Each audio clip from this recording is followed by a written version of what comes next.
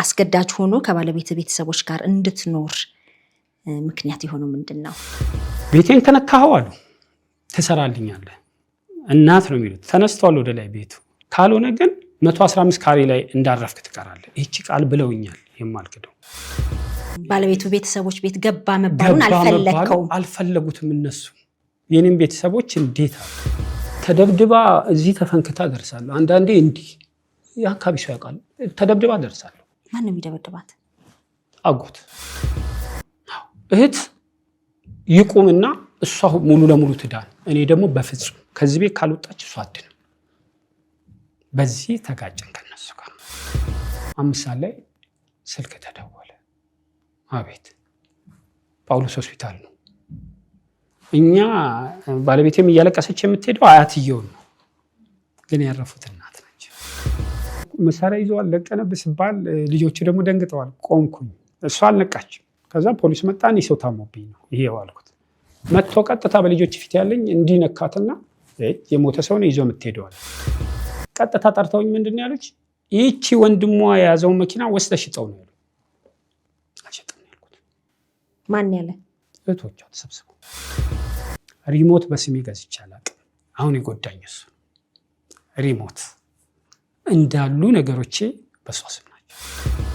በዚህ ሁኔታ ላይ ያለች ልጆችን ለ3 ቀን አምጥተው አስገብተው አሳዩብኝ። አሁን አይምሯቸው በተለይ አንዱ የማሉ ቂመኛ ሆኗል።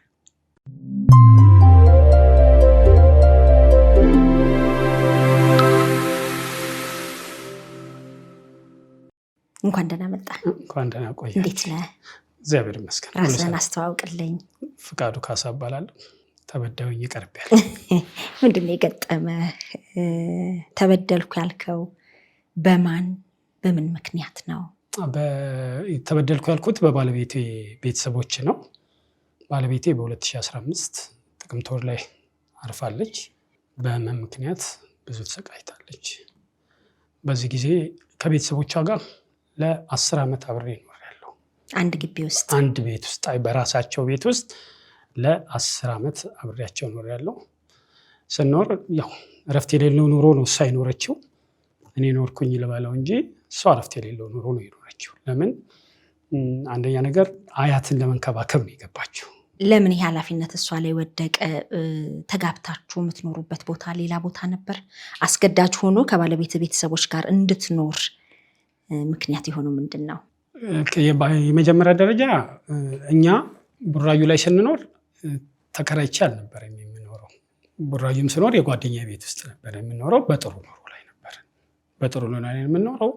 በጥሩ ኑሮ ላይ እየኖርን እናት በተደጋጋሚ እየመጡ ምን ይጠይቁናል? ባለቤቴ ከቤቷ አግብታ ከወጣች በኋላ እናታቸው ወይ የእሷ አያት የስነ ልቦና የህመም ጫና ስለደረሰባቸው ትመለስ ትግባ ነበር የሚሉት።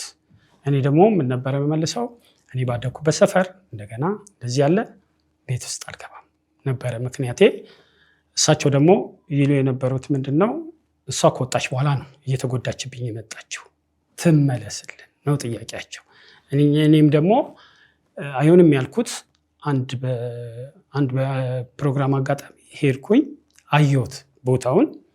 እናት በእርግጥ ተኝተዋል። እንደዛው አጎትም ደግሞ እዛው ቤት ውስጥ ያለ ታማሚ አጎት አላቸው። እሱም ጥሩ ሁኔታ ላይ አይደለም። ይህን እያየው ህይወት ማዳኑ ከወሬው አይበልጥም ብዬ ቀጥ ብዬ ነው የገባሁት። በዚህ ጊዜ ከማን አራራቀኝ? ከራሴ ቤተሰቦች ጋር አራራቀኝ ጉዳዩ። ባለቤቱ ቤተሰቦች ቤት ገባ መባሉን አልፈለግከውም? አልፈለጉትም እነሱ። የኔም ቤተሰቦች እንዴት አሉ። ነገሩ በጣም ትናለ። አካባቢው ላይም ብዙ ምንም አልመሰለኝ። ኖርኩኝ፣ እዛ ውስጥ ኖርኩኝ። ስኖር እንደተጠበቀው ነው ያደረገችው እሷ። በባህሪም እንትን ስለሆነች አስተካከለቻቸው። ቤተሰቡ ጥሩ ሆነ። አያትም ከተኙበት ተነሱ። የተባለው የታሰበውም ጥሩ ሆነ። እኔም ዝም ብዬ ቁጭ አልኩት። እዚህ ጋር ዝም ብዬ ቁጭ አልኩ። እየኖርን ነው ያለው ሁኔታ። በዚች አጋጣሚ ግን ያው ወሬውና ጫጫታው ሲበዛብኝ እኔ ደግሞ እባካችሁ ልውጣ አልኩኝ። ስል ከምትወጡ ተመልሳችሁ ካወጣችሁ ቦታ ከምትመለሱ ሂዱና አየር ጤና ስሩ። አየር ጤና እንስራ ተለመካከርን። እኔ መኪና ሸጥኩኝ። አየር ጤና ሄድና ስራውን ጀመርን። በዚህ ጊዜ የቤተሰብ ጫጫታ ተነሳ። የነሱ ቤተሰብ ደግሞ ለምን ይሰጣታል ቦታ የሚል ነገር መጣ። በተለየ ለምን ለሷ ተለይቶ ተገንጥሎ ሊሰጣት ቻለ ነው ሁሉም የተነሳ። ከአባት ነው የጀመረው ነገሩ። ልጆች ወንዶቹ ጋር ነው ሄደው፣ ሴቶች እንደውም ተቃዋሚ አልነበሩ። ከዛ እቺ እያየለች ስትመጣ ታመመች። እሷ ለምን አለች በጣም እንትን አለችና ትታመምና አክስት ማመሰግናት አክስት አለች። እሷ እንደዚሁ ትመጣና እኔ እረዳቸዋለሁ። መኪና ላይ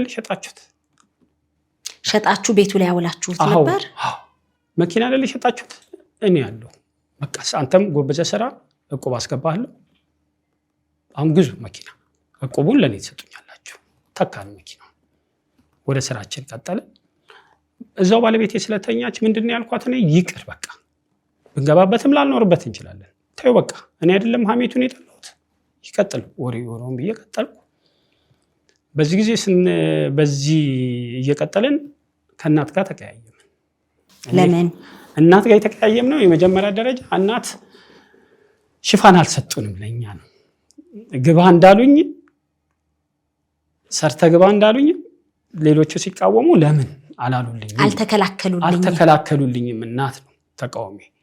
እኔ ላይ የነበረው ግን እግዚአብሔር ከፈቀደው 5 ዓመትም 10 ዓመት የሚቆይ የኔ ይሆናል፣ ካልፈቀደው ግን ላኖርበት ይችላል። ተይው ነው ያልኩት። በዚህ ጊዜ ምንድን ነው የሆነው? ሌላ ቦታ ገዛው እኔ።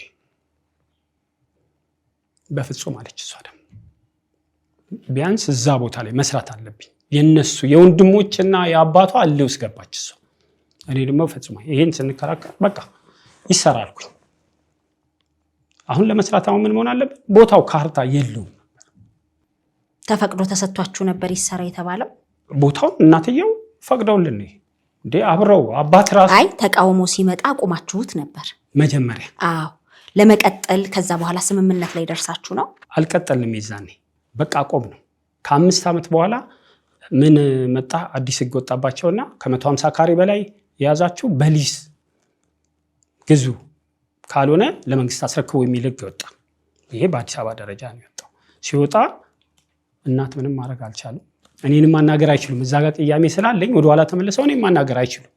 ስላልቻሉ በቃ ቤተሰቡም አሁን ካርታው ላይ የዋለችው አለምፀሐይ ከበደም አልችልም ብላቸው በቃ እሳቸውም ለማስረከብ አጥሩ ሁሉ አጠሩ። በዚህ መሃል ላይ እኔ በአንድ አጋጣሚ አየዋቸውና ምን ሆነው ነው ስል እንዲህ እሺ ሂዱና ተማከሩና ከቤተሰቦቻቸው ጋር ተመልሳችሁ ኑና እንደባለፈው እንዳልሆን በህግ አግባቡ ሄደ ልጁን እኔ እከፍላለሁ፣ ቦታው የኔ ይሆናል። ግን ደስ ይለኛል አሉ። እያለቀሱ ነው ደስታቸውን እንትን ያሉት። ያረኩት ምንድነው? በህግ አግባቡ ሄድኩኝ። ጉዳይ አስፈጻሚ አገናኟቸው ለእናትና ለባለቤት ጨረሱ። ካርታ በማን ይሁን የሚል ተነሳ። የኔ በኔ የእናንተ በእናንተ 20 ኤና ቢ ይባላል። በወቅቱ የጠየኩት ይሄንን ነው። እናት ቤታችሁ መጀመሪያ ስሩ አናምናችሁም ነው ያሉት። አላምናችሁም፣ በተለይ አንተ ሌላ ቦታ እንዲሰራ ነው እኔ ፍላጎቴ፣ አላምንም፣ መጀመሪያ ጀምሩ አሉ። እንጀምር? አዎ ጀመር።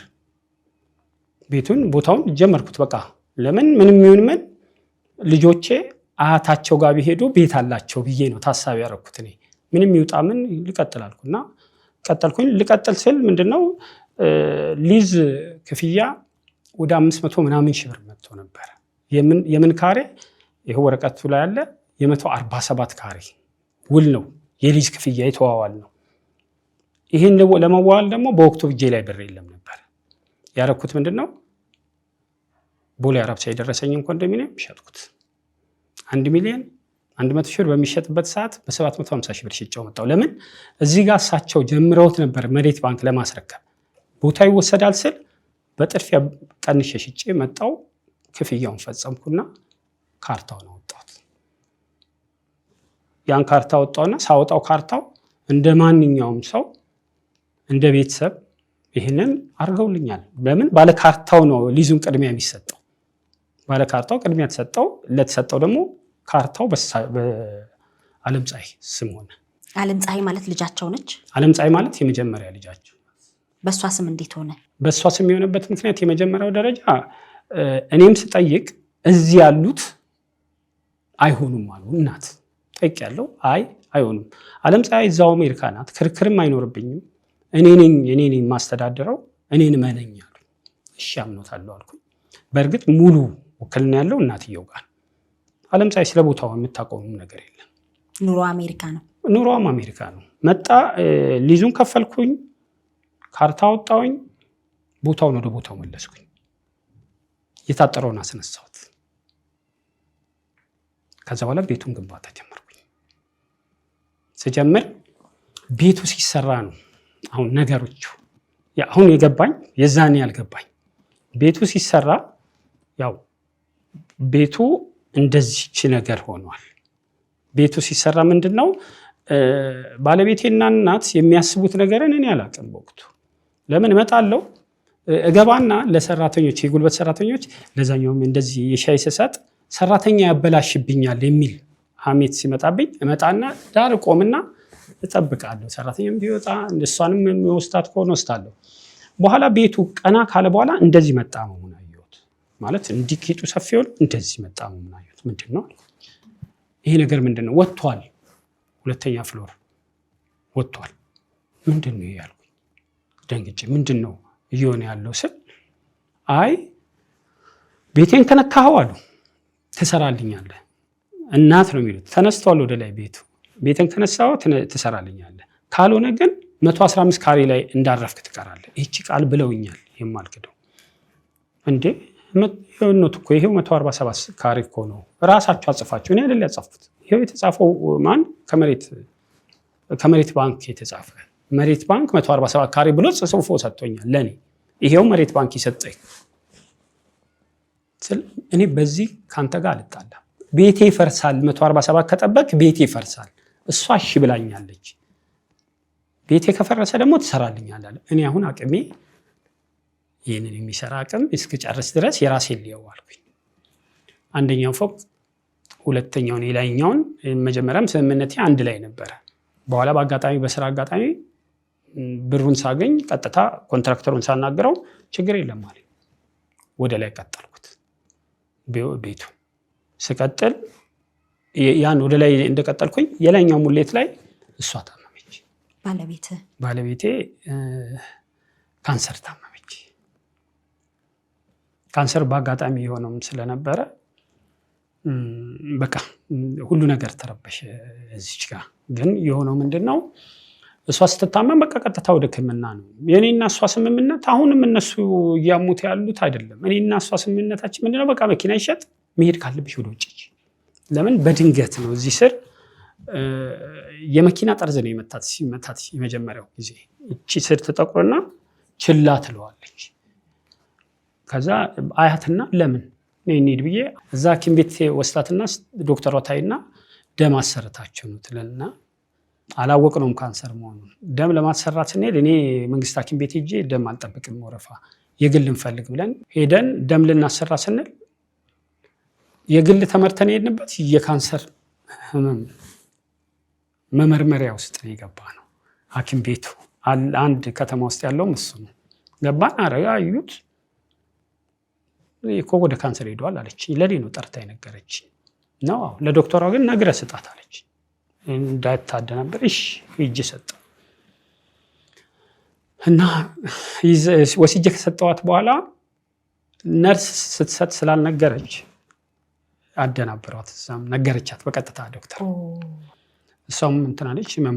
ያው ህመሙ ጭንቀትም ስለማይፈልግ እኔ እዚህን ጊዜ ቤተሰቦቿን ነው የጠራሁት። መጣውና እዩ ኑ አልኳቸው። ወንድሟ መጣ፣ አረጋጓት ምናምን።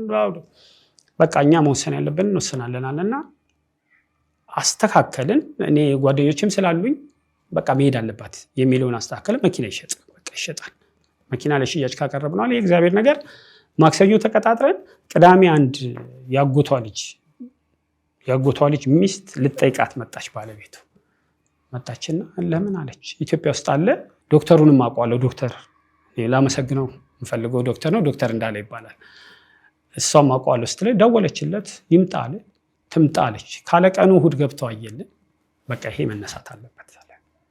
እንደውም እሷ ተረጋጋች። እኔ በፍጹም በዚች በቃ መነሳት አለበት። አቅሙ ካላችሁ በብዛት ሶማሌዎች ስለሚጠቀሙበት በዶላር ስለሚይዙት አልጋ አታገኙም።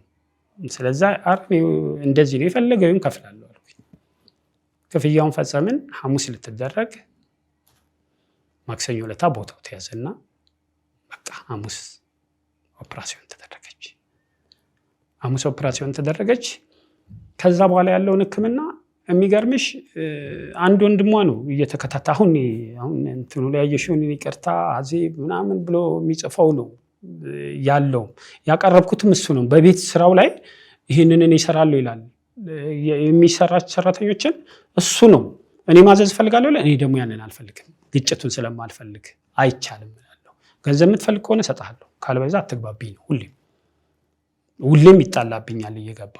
አሁን እዚህ ጋር መጣና ህክምናው እንትን ታዘዘ። ምንድነው ኬሞ ታዘዘና ኬሞ ላይ ህክምናው ላይ እኔ በጣም ረብሻለሁ። አሁን ዛሬ ትንሽ ያረጋግቶኛል ሳያት። ለምን ለሰው ስትል ነው የተጎዳችው። እንቅልፍ ተኝታ አታውቅም። እውነት ማንም እንዲረዳኝ የምፈልገው ልክ ልጆቿን እስከ 4 ሰዓት አስተኝታ 5 ሰዓት ልትተኛው ትወጣ 6 ሰዓት አያትየው ተነስተው ይመጣሉ። አዜብ እያሉ ይመጣሉ። ምን ወደ ቤት ይወሰዱ፣ ቢዘጋባቸው እንኳን በሩን ሊገሉኝ ነው ወደ ቤት ሁሉ የሚሉት። እሳቸውን ውስጥ አስተኝታ አስተካክላ እስክትመጣ 8 ሰዓት 9 ሰዓት ይሆናል። እንደገና ደግሞ 11 ሰዓት ማን ይነሳል? ላይ ያለው አጎቷ አዜብ ብሎ ይነሳል። ትነሳለች። ይሄ ለ10 ዓመት የአካባቢ ሰው በሙሉ ያውቋል። ለ10 ዓመት የቆየ ነው። ለቤተሰቦቿ ዋጋ ከፍላለች። ተደብድባ እዚህ ተፈንክታ ደርሳለሁ። አንዳንዴ እንዲህ የአካባቢ ሰው ያውቃል። ተደብድባ ደርሳለሁ። ማንም ይደበድባት? አጎት ተመታ ጠብቃ። ጤነኛ አይደለም። ግን የሚገርምሽ ከሌሎቹ እሱ ጤነኛ ያሉ ነው፣ እሱ ያከብራል። እሷ ላይ ግን ጫን ያለ ነው። ለምን ሁሉንም የሚያዛት እሷ ነው። ጥላቸው አይደለም። በቃ ተይ ትለዋለች እሷ። ተው አይሆንም፣ ትጋፈጠዋለች እሷ። አይሆንም። እሱ ደግሞ እሷን በጣም ይወዳል። በእርግጥ ግን ጫና ያበዛባታል እሷ ላይ። አሁን ይህንን ሲሆን ኮልጌት ተቀብታ አገኛታለሁ፣ የሆነ ነገር ተቀብታ። ምንድን ነው ምን ሆነሽ ነው? ሰራተኛ ሲመጣብኝ፣ ሰራተኛ ይሄን ለበሰች ነው ጸቡ ከሱ። እሱ በሰራተኛ ነው ጸቡ ከሷ ጋር። እሷ ደግሞ እኔ መስራት አልችልም ነው። ሰራተኛ ቀይ ለበሰች፣ አረንጓዴ ለበሰች። ይሄ ነው ጭንቅላቱ የፈቀደው። መኪና 4 ቀን 3 ቀን ላላውጣ እችላለሁ። በጣራ በኩል ይመጣና የመኪና እንዳይነካብኝ ካለ የራሴ መኪና አላውጣውም። ግቢ ውስጥ እንደቆመ ትቼው ነው የሚሄደው። ለምን ባህሪ ነው። አብሬው መኖር ካለብኝ ትዬው ነው። የአካባቢ ሰው በሙሉ ያውቋል የእሷን ጉዳት። ግን ይህንን ትሪት ለማድረግ እኔ ማድረገው ምንድን ነው? እኔ ደብረ ዘይት ላይ ማንም ሰው ተጠይቆ ይናገራል። ባሌድ በወር 1 ቀን አርቦ ሲጃቸው እሑድ ነው መልሳቸው። ለምን? ጭንቅላቷን መቀየር ስላለብኝ። ኪሞ ከመጣ ግን እኔ ሂጄ አላቅም። ሐኪም ቤት ኪሞ ሲወሰድ ያው እስከ 6 ሰዓት ምናምን ይፈልጋልም። እኔም አሁን ከስራዬ ጋር ደግሞ አይሄድም ነበር። ይሄዳል ወንድሟ። መክፈል የሚገባው ተከፍሎ ማድረግ የሚገባን አድርገን ነው የምንሄደው። ይሄዳል ወንድሟ። ኮሮና ስለነበረ ደግሞ ጊዜው ወደ ኳስ ሜዳ መምጣት አትችልም። አንድ እህት አሁን አሜሪካ ሄዳለች። ጣፎ ቤት አላት። ወደ እሷ ትሄዳለች። በቃ ሁሉ ነገር ማሟላት የሚገባኝ አሟላን፣ እዛው ትሆናለች። ኪሞ ስትል በእርግጥ እኔ ሂጄ አላቅም። ይህ ማልዋሸው ነገር ነው። ማልሄደው ለምንድን ነው? አንድ ከስራ ሰዓት ጋር ስለማሄድ ነው። ግን ነው የሆነው መጨረሻ ልጆቹንም በኃላፊነት መንከባከብ ያስፈልጋል። የለም እኔ ነኝ የማደርሰው። ስለዛ ያለኝ አማራጭ ምንድን ነው? የግድ እሱ ይሄዳል። የመጨረሻዋ ጊዜ ግን ሄድኩኝ። እግዚአብሔር እንትን ሲለኝ የመጨረሻዋ ምን ሆኖ ነው? ውርስ አሁን ቤቱን እየበጠበጠ የነበረው ውርስ ነው። እናት በህይወት አሉ በዛ ሰዓት? በዚህ ሰዓት ነበሩ። እቺ አሁን የመጨረሻ ኬሞን ከመሄደ በፊት ነበሩ። እናት በዚህ ጊዜ ምንድነው ሁሌ ሐዘን ነው። በሷ በጣም ነው ለመጻጻቱ። ምንም መጥተው ያለቅሳሉ። በቤት አልቅሰው ነው የሚመጡት። ለምን? ያውቁታል፣ አካሄዱን ያውቁታል። እንዴት እንደመጣች፣ እንዴት እንደገባች፣ እንዴት እንደሆነች እሳቸው ያውቃሉ በደንብ። ለልጆቼ ደግሞ ከሷ እናትየው ይበልጣል። ለምን? የሷን ጉዳት ስለሚያውቁ እሳቸው ምንም ሳይሆኑ እህታቸው ጋር ውለው መጡ። ምንም አልሆኑም እስከ ምሽት 3 ሰዓት። እኔ 2013 መጨረሻ አካባቢ ቤቱን ጨርሻለሁ። እናት ቤቱን ጨርሼ እናት በፍጹም አትወጣም አሉ። እንደገና ለምን? ቤቱ አልቋል፣ ትውጣ፣ አትወጣም። የመጨረሻው ቀን ጠሩኝና እኔን ተወኝ፣ የአካባቢውን ሰው ጥለህ ትወጣለህ ወይ? ለምን? ለአካባቢ ሰው እሷ ማለት እሷ ከሌለች እኔ ምንም ማድረግ አልችልም። ለምን? እሷ ካልጠቆመች እኔ ገንዘቡ ማውጣቱ ምናምን እኔ ያደረኩ የሚለው ነገር የለም። ባል በሬ ያርዳ ነው የምታከፋፍለው። ለአካባቢ ሰው መዝግባ በሬ ያርዳ ነው። የእሷ ጥሩነት ነው እኔን ጥሩ ያደረገኝ እንጂ እኔ አይደለሁም። 8 ሰው በኮሮና ተሰጥቷት ነበር። ተሰጥቷት ማለት እስካሁንም ያሉ ናቸው። 8 ሰው ማለት 8ቱም 2 ኩንታል ተካፍለው የሚሄዱ ማለት ነው። ይህን አክል ሰፈር ውስጥ ለሷ እንትን አላቸው። ሰፈሩ ሰው ያሉን ለዛ ነው። እናትየው በፍጹም አልኳቸው መግባት አለባት። ለ2 ወር ብቻዬን ቁጭ ብያለሁ። መግባት አለባት። የመጨረሻው ቀን ግን በፍጹም አልኳቸው። ውጭ አወጡና ጠይቁኝ። በፍጹም ቢያንስ ማረፍ አለባት። አዲስ የሰራችሁት ቤት ነው ተግባ ምትለው እህት ይቁምና እሷ ሙሉ ለሙሉ ትዳን። እኔ ደግሞ በፍጹም ከዚህ ቤት ካልወጣች እሷ አድንም። በዚህ ተጋጨን ከነሱ ጋር። እዚች ጋር ግጭት ፈጠርን ማለት ነው። እነሱ ተቀመጥ እኔ አይሆንም። በቃ የመጨረሻውን 3 ሰን ትውጣ አሉኝ። ትውጣ ያሉለት እስከ ምሽት 3 ሰዓት ቤታቸው ነው ያለ። ከዛ ልጄን ሰጡኝ። ልጄ ትልቋ እነሱ ጋር ነው ያደገችው በደንብ። እሷንም ሰጡ። በቃ አባይ እንደዚህ አርጊላቸው እንዲያርጊላቸው እየተባቡ እስከ 4 ሰዓት እየተደዋወሉ ነው። 5 ሰዓት ላይ ስልክ ተደወለ። አቤት። ጳውሎስ ሆስፒታል ነው። እኛ ባለቤቴም እያለቀሰች የምትሄደው አያትየው ነው፣ ግን ያረፉት እናት ናቸው። በድንገት ነው ያረፉት። በድንገት ነው ያረፉት። ምንም ነገር ባሉበት በድንገት። በምን ምክንያት? እስከ 4 ሰዓት ስታወሩ ከቆያችሁ? ምንም የለውም። ውሃ ስጡኝ አሉ። ገብተው ተኙ። አንድ ልጅ አላቸው ቤት ውስጥ። በቃ ጭንቀቱ ያለው ቤቱ እንዳለሳቸው ላይ ነው። በእርግጥ ሁሉም እሳቸውም ላይ ነው መጥተው የሚያረግፉት። እሳቸውም ያላቸውን ችግር ባለቤት ጋር ሁሉ ነገራቸው ያለው እሷ ባለቤት ጋር ይመስለኛል። የእሷ መውጣት ሊረብሻቸው እንደሚችል አምናለሁ። ከዛ ምንድን ነው የሆነው? ደረሰን። እሳቸውን ያረፉት ማንም አላመንም። እንኳን እኛ አይደለንም የማውቃቸው ሰው አላመንም። እሳቸው ካረፉ በኋላ ቀጥታ ለቅሶ እንዳለቀ ጥያቄ ምን ሆነ? እኔ እዚህ ያው ሚዲያ ላይ መቅረብ የማይችሉ ነገሮች ገጠሙኝ። እኔ ለምን ያው የህግ ጉዳይ ስለያዘው ብዙ መናገር የማልፈልግባቸው ጉዳዮች ገጠሙኝና ስራው በስራዬ ላይ ማለት ነው። ያ ሲገጥመኝ ምንድን ነው ያደረኩት? የተወሰነ ብር ወደ እሱ አካውንት አስገባሁት።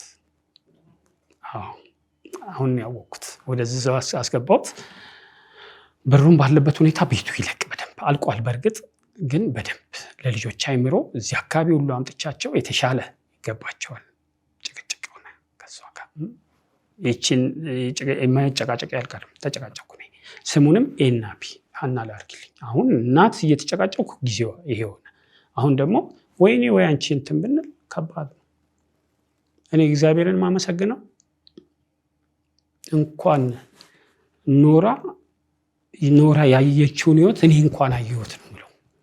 ብዙ ስቃይ ነበር የነበረባት እዛ ቦታ ላይ ሆና ማለት ነው። እኔ አሁን እኔ ብዙ ስቃይ እሷ የምትሰቃየውን ነው እያሰቃዩኝ ያሉት ነው የምለው። እኔ ቀጥታ የሆነው ምንድን ነው? እናት እሷን በቃ ጭቅጭቅ ነው ሁሌ። እነሱ ደግሞ ወሰዱና ምን አረጉ? ውክልና ሰጧት። የውርሶች ለባለቤቴ የውርሶቹን በሙሉ ውክልና ሰጧት። እኔ ደግሞ በፍጹም አሁንም ያጨቃጭቀኛል። ውርስ አልፈልግም። አርፈሽ ቁጭ በይ አንቺ ይቅርብኝ። ይሄ ጋር መሀል አለች እና እሷ ምን አደረገች? መገዝቼ መኪና ሰጥቻታለሁ። ለራሷ ቪት ሰጥቻታለሁ። እሷን ቪት ምን ታደርጋለች? ወንድም አሁን እንዲየበጠበጠ ያለው ወንድም እየሄደን እናቴ አስከሬን ላይ የተኛ እያለቀሰ ነው የሚውለው በሚል ራይድ አድርጋ ለሱ ሰጠችው። ከሰጠችው ብዙም ሳይቆይ ምን ጥያቄ መጣብኝ። እኔ ባለቤቴ እርጉዝ ናት፣ ስለዚህ ቤት ኪራይ መክፈል አልችልም። የቤት ኪራይ ተከራይቶ ይኖር ነበር። ባለቤቷ አርግዛ ወንድሟ ይሄው ቪት ከዛ ነው በኋላ ላይ ግጭት እንዳይፈጥርብኝ ስላት አይ ካልሆነ የራሳቸው ቦታ አዛጋለ አይደለም እሱ ላይ የሆነ ነገር ይሰራላቸዋል። እሺ መጥቶ ጠየቀኝ፣ እያለቀሰ ጠየቀኝ። ግባ ላይኛው ባዶ ነው፣ እኛ የምንጠቀመው እና የቀጣውን ብቻ ነው፣ ግባ አልኩት። ቀና ማታው ነው ገባ። አሁን ይሄ ሁሉ ነገር ሊመጣብኝ የቻለው ምንድነው? እዛሽ ጋር እሱ ከገባ በኋላ እኔ እና እሱ ግጭት ጀመርን። ግጭታችን በሌላ ነገር አይደለም።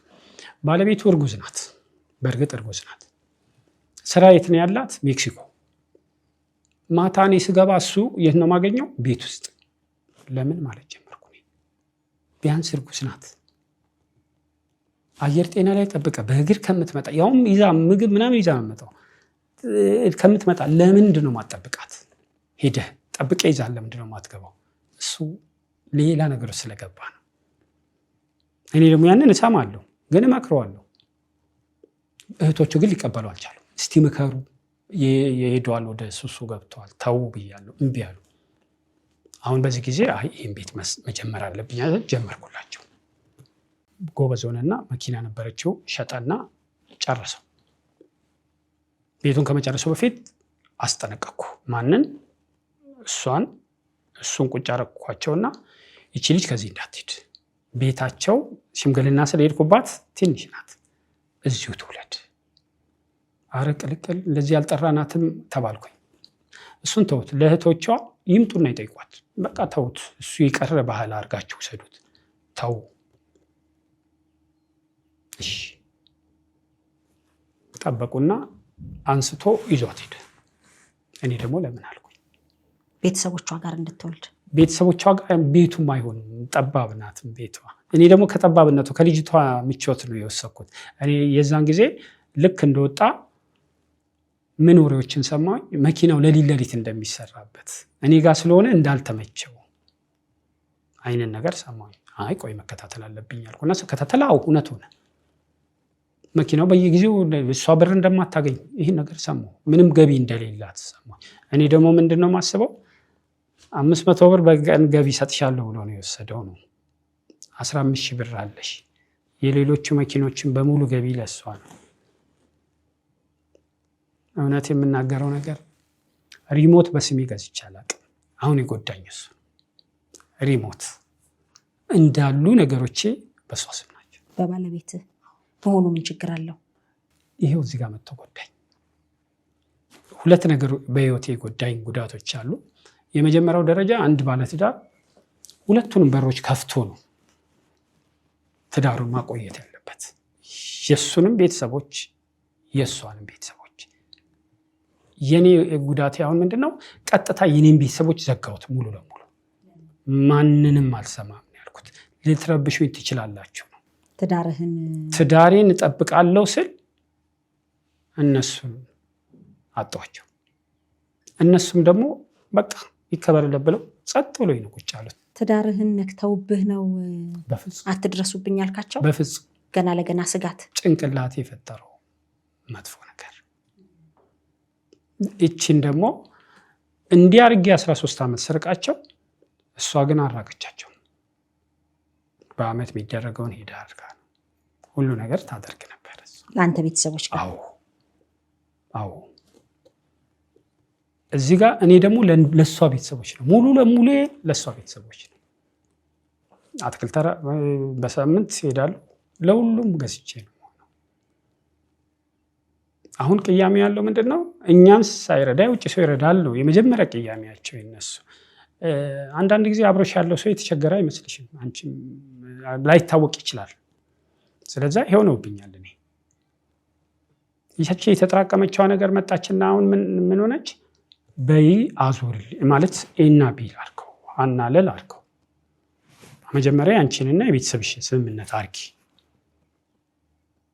ይህን እየተከራከረ ምንድነው ይወስዷታል፣ ፍርድ ቤት ናት፣ ትሄዳለች፣ ፍርድ ቤት ናት፣ ትሄዳለች፣ ፍርድ ቤት ናት። አንዱ ለቀን አማኑኤል በር ላይ ወድቃ ተጠርቼ ወስጃታለሁ። ምንድነው ከወሰዱሽ በመኪና ለምን አይመልሱሽ ብዬ ተቆጥቻት ጠራሁትና ወንድሟን ቁጭ አድርጌው ይሄው ካሁን በኋላ በታክሲ የምትሄድ ከሆነ መኪናውን እቀማለሁ። ቀጥታ በታክሲ እንዳላያት እኔ ስገዛ መኪና የገዛውላት ልጅ ተሸከምሽ ብዬ ነው። ጀርባዋ ላይ ልጅ አይቼ ነው ሄጄ ገዝቼ ቀጥታ ነገርኩት፣ አነጋገርኳቸው።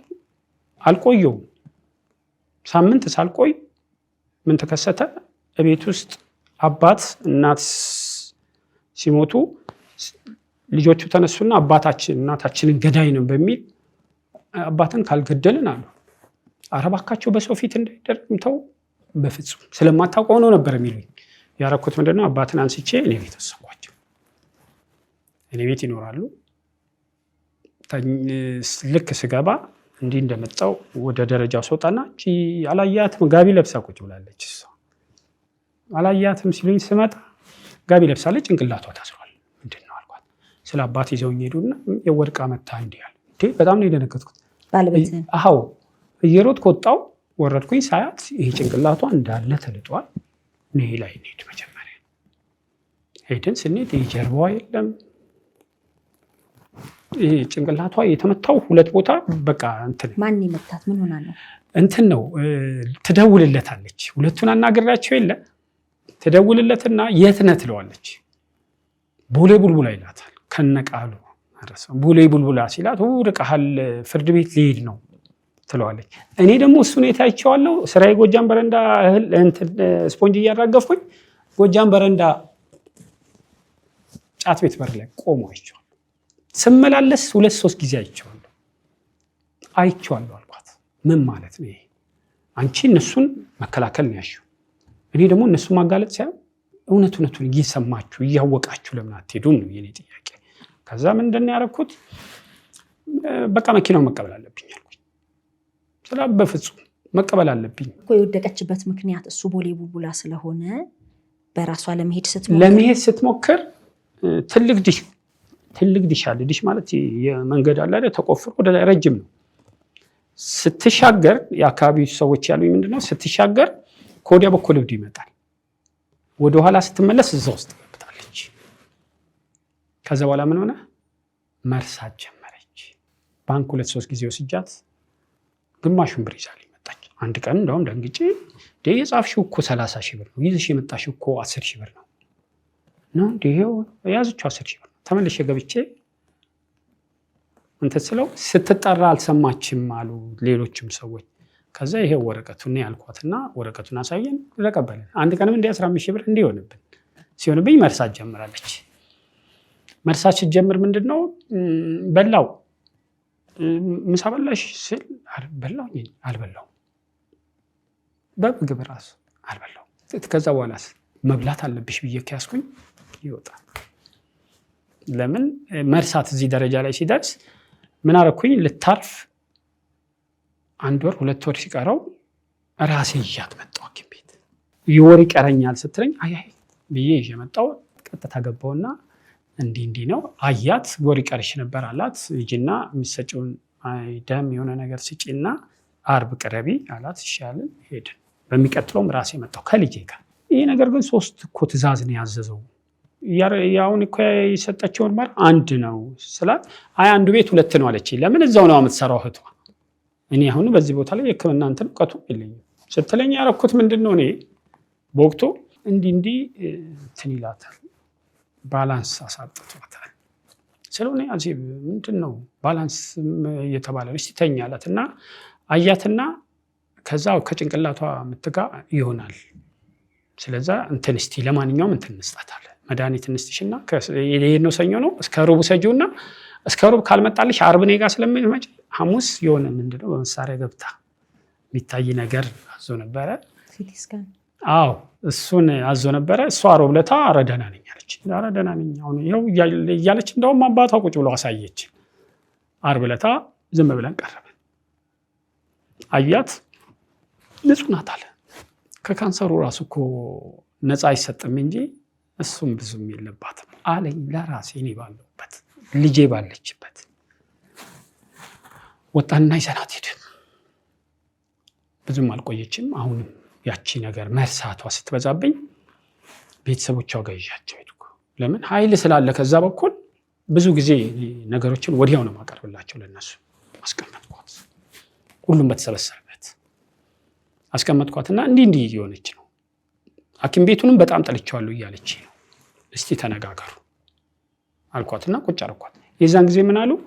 ሁሉም ተነሳና እኔም እንዲህ እረሳለሁ አሉ ሁሉም ሲሉ እኔ ምንድን ነው ማለት የሚችለው?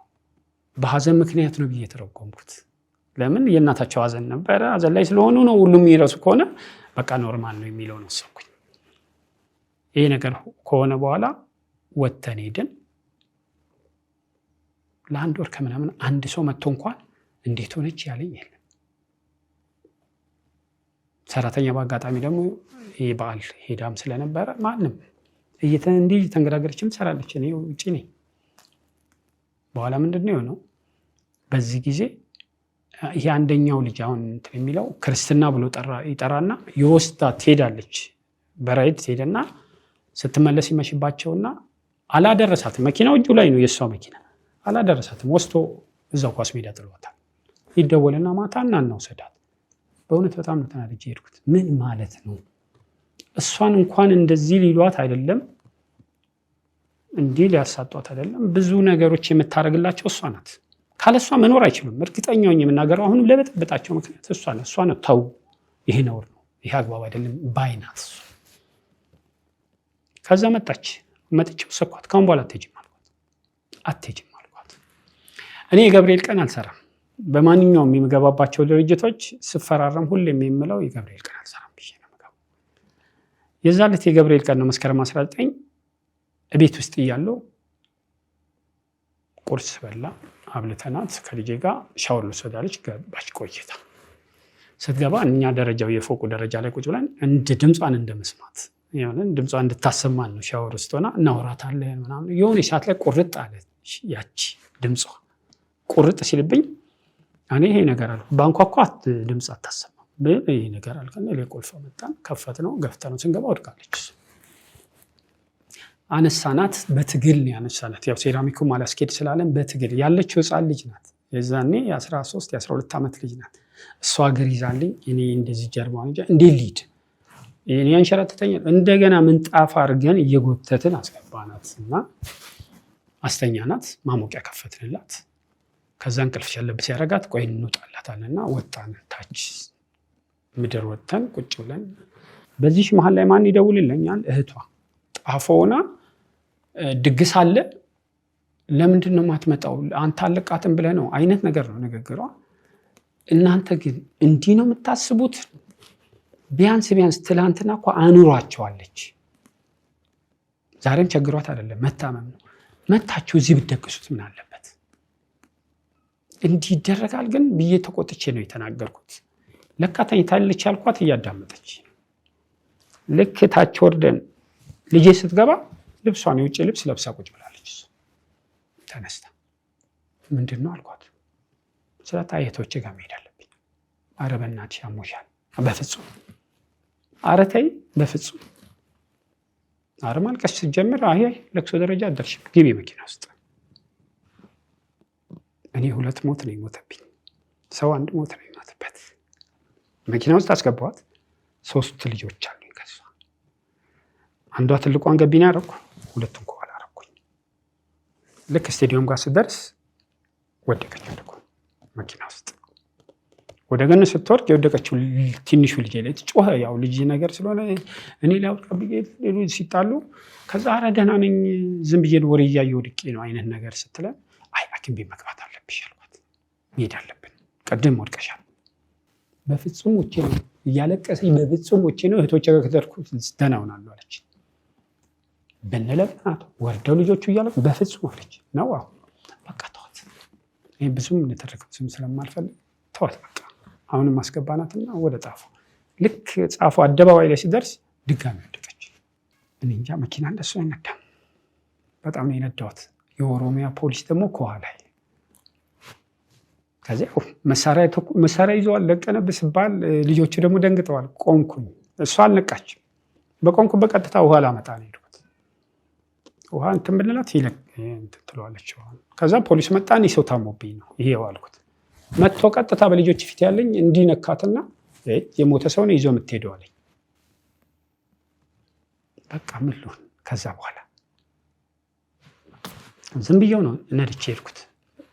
በር ላይ ደረስኩኝ። እነሱ ጋር ክላክስ እያደረኩ ነው የደረስኩት። አቆምኩት መኪናውን። በቃ አትውጪ የገብርኤል ቀን ያልኳት እንደዚህ ሆነችው። ሞታለች እያልኩ ወላሂ ሴትዮዋ መጡና ነኩና አሁንም ሞታለች አሉ። እንዲህ እየሰሙ ልጆች እንዴት ደህና ሊሆኑ ይችላሉ? ገባን። አንደኛው ከአሜሪካ መጥቶ ነው የሚደግሰው የእሱ አባል ብዙ ጊዜ። ለሱ ደግሞ ልዩ እንትን ያትሷ። አሁን አንድ ነገር እንኳን ወደኋላ ተመልሶ ልጆቹ እንዴት ናቸው? እኔ እኮ ላጠፋ እችላለሁ፣ ሰው ነኝ፣ ብዙ ስህተት ልፈጽም እችላለሁ። ግን ልጆች አሉ። ሄደ፣ ይዟት ሄደ፣ አስነሳ፣ ይዟት ሄደ። ወዴት? ሐኪም ቤት መሄድ አለባት። ዝም ብለን እንዴት ሞተች ብለን እንቀመጣለን ብሎ ይዞ ሄደ። ከአንድ ሰዓት በኋላ መኪናውን ይዘው መጡና አረ ደህና ናት እኮ ምናምን ተባለ። አላምንም ነው ያልኩት።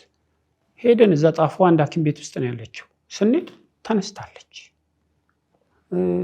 እጄን ይዛ አስደነገጥኩ አይደለም ምናምን እንደውም ትለኝ ነበር እጄን ይዛ። በዚህ ጊዜ ወንድም መጥቶ ያደረገው ምንድነው? አንገቴን ያነቀኝ። ምን ሆነ ነው? እሱ ነው ያንን ምርመራ ቢያደርግላት እሷ እንዲያትሆንም ነበር። ራሱን ማዳን ውስጥ ገባ ማለት ነው። እኔ እሱ ባትወርቅ ኖሮ ጭንቅላቱ አይጎዳብኝም ያልኩትን ገለበጠውና እሱ እንዲህ ባያደርግ ኖሮ ዶክተሩ ራሱ እንዴት ማለት ሰው ነገር አችልም። ምንም አላልኩት፣ ልማታም አላልኩት፣ ምንም አላልኩት። ያላልኩበት ምክንያት ምንድነው? የእሷ ህይወት ይበልጥብኛል። ከዛ ተነስታለች። ሕክምናው ከኛ በላይ ስለሆነ ለመውሰድ ኦክሲጅኑ ያስፈልጋል ተባለ። እባክህ ነው መኪና ከፈልክ ክላሲስ፣ ገንዘብ ከፈልክ ክላሲስ ስለ ዶክተሩ ይጠራል። ሌላ አለ ዶክተር መጣ። ቀላል ነው። ኧረ ትደርሳለች ብሎ ትንፋሿን አየው ምናምን በቃ ትሄድ ተባለ። ሃይሉክስ መጥቶ ነበር ለኦክሲጅኑን ለመጫን። በሱ ሄዱ። እኔ ያው መንዳት አይበለው ሄጄ ቀድሚያቸው ማሟላት የሚገባኝን አሟልቼ ቆይቼ ከአንድ ሰዓት በኋላ ደወሉና ሐኪም ቤት ገብታለች ተባልኩ። ተመልሼ ወደዚህ መጣሁ። ለምንድን ነው? ትንፋሽ አጠራት ብለው ነው ይዘው የገቡት። ተቃውሞ አለኝ እሱ ጋር ራሱ ስትገባ ገባች። ሕክምና ክትትል የለውም ማለት የለውም ብለው ሕክምና ክትትል የላትም፣ አያውቁትም ታሪኳን። ቀጥታ ወደ ሕክምና ሲወስዷት ከዛ ምንድነው ነው እዛ ሕክምናውን እኔ ስደርስ በምንድነው ስትወጣ ደረስኩኝ። እነሱ ቆመዋል ሁሉም። ሄደን እዛ ገባች። ልክ እንደገባን ዶክተሯ እጇን እንዲያርጋ እንዲትደበድባት ነው የደረስኩት። ደረቷ ላይ እንዲያርጋ አዜብ ትያለች፣ ትመታታለች። እነሱ አሁንም ቆመዋል። በሩን ከፍቼው ገቡ። ምንድነው ሰላም ሆና እኮ ነው የገባችው። ምን ማለት ነው ሲለኛ ምንም የምናውቀው ነገር የለም ብላ አስረዳችኝ። እኛ የለንም መሳሪያው፣ ያኛው እዛ ሐኪም ቤት ነው የሚደረገው። በቃ ይዛኔ በጣም ተናደድኩ። ለምን እናንተም ራሳችሁ ለምን እኔ ተጎጂ ነኝ? እነሱንም ይዘውት የመጡት ራሱ ለምን የተሻለ ሐኪም ቤት መሄድ ካልቻለች ምን ማለት ነው? በቃ እዚህ ጋር ግጭት ይፈጥራል። ከዛ ምንድነው የሆነው? ሁለተኛ በከረር ትነሳ ደግሞ ብለው ላኳት። የዚህ ጊዜ ማየት አለብኝ አልኩኝ። ሄደን ምንድነው የምታነሳው አለች። እንትኑን የምታነሳው እንዲህ የሚገባ ነገር ነው እንትኑ የሚገባ ነው። ምን ማለት ነው ግን ማደንዘዣ መውጋት ለምን አስፈለገሽ? ለምን ዶክተሮች ጋር ብዙ ደወልኩኝ። ስለ የጭንቅላት ህመም ከሆነ ማደንዘዣ ተወግታ እንዳይሆን ነው መልሳቸው። ሌሎቹ ለምን መውጋት አስፈልገሽ ስል ሚዝልኝ ሰው የለም፣ መግባትም አይቻልም፣ ጨረር ነው። እጇን እንዲህ ያለች እየመለሰች ስታቸው እንዲህ ስመልሳት እንዲህ ትልብኛል፣ ማንሳት አልቻልኩም ነው ያለች። እንትን ያለች እኔ ንግደለኝ እኔ ገብቼ ይዛታለሁ አልኳት። ለካ መከላከያ አለ የሚለበስ እንደ ፒፕስ ለአስታማኝ አለበሰች። ያስኳት፣ እጇን አስተካከልኩ። ያው ምንም በድን ሆና ነው። ያው እጇን አስተካከልኩ፣ ተነሳች፣ ይዘን ሄድን። በቃ ሆስፒታሉ በዛ ወቅት ላይ ለምን አልኩኝ እኔ የዚህን ጊዜ ምንድነው የሆነው? በቃ ወደዛ ነው መሄድ ያለብን። በቃ እረፍት አድርጋ አንተ ተብሎ ጣፎ ወሰዱኝ። ጣፎ ሲወስዱኝ ምንድን ነው የሆነው? እኔ ፓል ነኝ። የእሷ ህይወት እኔ ከነሱ የበለጠ የሚመለከተው በህግም ደረጃ ብሄድ ያስኬደኛል። ይሄ ወንድም እንትን እንድትገባ ፈርሞ አስገብቶ ጠበቀኝ። ጠዋት የጽኑ ህሙማን ክፍል ብዙ ዶክተሮች ጠየቅኩኝ። በፍጹም ከአንተ ውጭ መሆን የሚችል ነው። አንተ አካባቢ ላይ ከሌለ ርቀህ ከሆነ የሆንክበት ሁኔታ ላይ የማይመች ከሆነ በእርግጥ ሊሆን ይችላል ቤተሰብ ይባላል። ካልሆነ ግን በፍጹም አለ። በቃ ከዛ በኋላ ስገባ እንትን ነው ምንም ምናልባት አጣዳፊ በዛ ሰዓት መግባት ቢኖርባት እና እዛ አካባቢዋ ላይ ያለ የቅርብ ተጠሪ ሲባል ምንም የለው። አጣዳፊ የሚባለው በቃ እኮ ጨርሰዋል። በማደንዘዣው እኮ ቆማለች። ሁሉ ነገር ካበቃ በኋላ ነው እንደዚህ ያስገቧት። ማደንዘዣው ምንም በቃ እኮ ማደንዘዣው የመጀመሪያው ደረጃ ማደንዘዣ ጭንቅላቷ ነው የተመታው። መጀመሪያም የነበረውም ችግር እንደገናም ድጋሚም ደግሞ ስትመጣም የሳተችው ጭንቅላቷ ነው። ማደንዘዣ ነው የተወጋችው። ማደንዘዣ ከተወጋ እኔ ሩቅ አይደለም ያለሁት መጠራትም እችላለሁ። ግን ይሄ ሆኖብኛል። ይሄ በደል በዛ ቦታ ላይ ትልቅ በደል ነው። ከዛ ምንድን ነው የሆነው? አልቀረም እኮ ነው ያልኩት ቦታ ተወሰደች። አምቡላንስ የተሟላ ያምለው አምቡላንስ ክራይ ተከራዩ ተባለ። ተከራየን፣ ይዘን ሄድን። ይህንን ይዘን ስንሄድ ግን ትልቁ ነገር እህቴ ናት። ለእኔ እህቴ ሕክምና ከሄድኩኝ ማንንም የእሷን ባለቤት የእሷ ወንድም አይመለከተኝም። እህቴን ማዳን እንጂ ገንዘብ መቁጠር ውስጥ አልገባም። ቀጥታ ጠርተውኝ ምንድን ነው ያሉች? ይህቺ ወንድሟ የያዘውን መኪና ወስደሽ ሽጠው ነው ያሉ። አልሸጥም ያልኩት። ማን ያለ? እህቶቿ ተሰብስበው ከእሷ ህይወት አልሸጥም። ልጆች ህይወት አላቸው እዛ ጋር ደግሞ የኔ አይደለም። እኔ የትኛውን ጊዜ ልኖረው? ልጆች ስላሉ ለልጆች ይቀመጥ። እሷ በነፍስ እያለች ነው እንደዚህ የሚጠሩ። ቀጥታ ያደረኩት 13 ዓመት የዘጓቸውን ቤተሰቦች ጋር ነው የደወልኩት። ደውዬለት አንደኛው ወንድሜ ነገና አልኩት። ይሄማ የኔን ክሬዲት ልትወስድ ነው። ትንሽ ወንድሜ ነው፣ የመጨረሻ ነው ለቤቴ። ልትወስድ ነው፣ በፍጹም አላድርም ብሎ ሰብስቦ ይዞ መጣ። ሰው ያስፈለገህ ባለቤት ታማብኛለች ብለህ ነው ወይስ የገንዘብ ድጋፍ ፈልገህ ነው? የመጀመሪያ ደረጃ ባለቤት መታመሟ፣ እነሱ የሚጠይቁኝ ጥያቄ ለኔ ከባድ ነው። ለምን ትንሽም ገንዘብ ትልቅ ገንዘብ ሊያወጣ ይችላል። አንድ ሰው እኮ በታመመበት በሄድሽበት እኮ እንግዳ መሆንሽ ታውጫለሽ አይደለም እንትን። እነሱ ላወጡበት ግን መኪናው ተሽጦ ካልመጣ ያዙኝ እኔ። ስለዚህ ለእሷ ሕክምና ከኪሳቸው አውጥተዋል። የዛን ጊዜ ምንድን ያደረኩት? ወንድሞቼን ጠራውና የሚከፈሉ ነገሮችን በሙሉ ክፈሉ፣ ከኔ አዞርላቸዋለሁ ለእናንተ። ለምን እነሱ የሚያውቁት ታሪክ አለ፣ ያለውን ብር የሚያውቁት ነገር አለ። እሷ አሳልፋ የሰጠችው ያ ግን እኔ አይደለም። መጀመሪያም ሲቀመጥ የልጆች ብር ተብሎ የተቀመጠ እንጂ የኔ ብር አይደለም። በቃ የኔ አይደለም ብዬ ካመንኩ እኔ ሆይ በመኪናውም ራሱ አይሆንም ነው ያልኳቸው። ከዛ በኋላ ወንድሞቼም ከደረሱ በኋላ በቃ ሁሉ ነገር አድርጎ ሲያደርጉ መመለስ። የኔ ስራ ምን ሆነ? ሲያደርጉልኝ መመለስ ሆነ። ካልተነቀለ እንትኑ ክርክር ከነሱ ጋር ጀመረን። እኔ አይነቀልም። እቺ እንትኗ ከተነቀለች ያው ህይወት እንደሚያልፍ መጀመሪያ ምን ያማከርኳቸውም ዶክተር ነግረውኛል። ግን እኔ አይነቀልም። ቢያም ጸሎት የሚያህል ነገር የለም፣ ማይመለስ ነገር የለም ነበረ ክርክሬ። የኔም ቤተሰቦች እንደዛ ነው። የኔም ቤተሰቦች በፍጹም ገብተን እምነት ቀብተን ጸበል እንትን ብለን ይወጣልናል። ለእኛ ጥሩ ናት እሷ ነው። የኔ ቤተሰቦች ከነሱ ቤተሰብ የጠበቀው ሆነ። የሆነ ቀን መጥቶ አናገሩኝ፣ ጠሩኝ። ዶክተሩ ይፈልጋል ብለው ነው በጠዋት የጠሩኝ። ቀኑ እሑድ ስለነበረ ሄድኩኝ። ዶክተሩን አናገር ነው። ምንድነው አሁን ይሄ ትልቅ በደል ነው። ይሄ ራሱ ዶክተሩን አናገር ነው። ዶክተሩ የመንቀል መብት የለውም። የመንቀል መብት የሌለው ለምንድነው? ፍቃድ እንኳን ቢኖር መንቀል አልችልም ብሎኛል። ለኔ ህጉ አይፈቅድልኝም ብሎኛል። ለኔ ግን እናንተ ተስማምታችሁ ፈርማችሁ ከሆነ አደርገዋለሁ፣ የመጨረሻ ደረጃ ደርሳለች የሚለውን ሲባል እኔ ደግሞ በፍጹም በጸሎት ላያት ይፈልጋሉ። በዚህ ጊዜ ሌላው በደሉ ምንድነው ያደረጉኝ? በዚህ ሁኔታ ላይ ያለች ልጆችን ለ3 ቀን አምጥተው አስገብተው አሳዩብኝ። አሁን አይምሯቸው በተለይ አንዱ የመሃሉ ቂመኛ ሆኗል። ለእኔ ራሱ ያስፈራኛል፣ አይደለም ለነሱ። ለምን አልኩኝ በወቅቱ ስል ይቁረጥላቸው። ይሄ እኮ ውጭ ሀገር አይደለም እንዴ፣ ለቅሶ እኮ ይቀመጣሉ። ያ ለውጭ ነው የሚጠቅመው። ይሄ ሄዶ ማሳየት ምናምን ለውጭ ነው። ለምን ስለማይቀመጡ ለቅሶውን ልጆች ይቁረጡ ይባላል። እዚህ ግን አብራ ለቅሶ ቁጭ ለምትለው አብራ ከኛ ጋር ለምትከርመው ልጅ አይምሮዋ መረበሽ ነው። ለምን አልኩኝ አገባም እስከ ማለት ደረሱ። እዚህ ጋር ከተጣለው ሌላ ሳይድ ነው ነገሩ። ችዬው አለፍኩት። ሰኞ እሑድ ሲያናገሩኝ ስታፍ ናት ተብላ አንድ እህት አለቻት፣ ግን አመሰግናታለሁ። ያ ነገር ፈጣሪ የፈቀደው ነው ቀኑ ብዬ አስባለሁ። ለዚህ ጉዳይ አሁን እንደዚህ ለጠነከረው ጉዳይ የፈራናት እሷን ነበር። እኛ ልጆቼም ኃይል አላት ተብሎ የምትፈራውም እሷ ናት። ግን የሚገርምሽ የዛኔ አንቺ ስታፍ አባል አይደለሽም፣ በቃ አንቺ ዶክተር የሆነ ነገር አናግሪና ሲል በፍጹም አልኩኝ። እኔ ዛኔ ምንድነው የሆነው?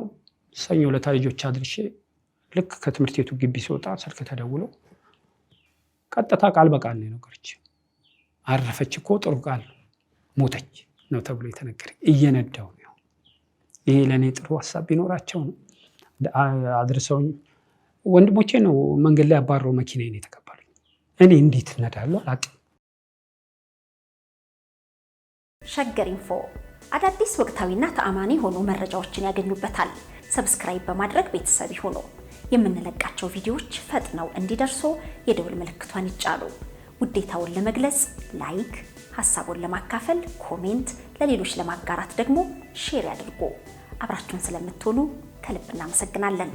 ሸገር ኢንፎ ታማኝ የመረጃ ምንጭ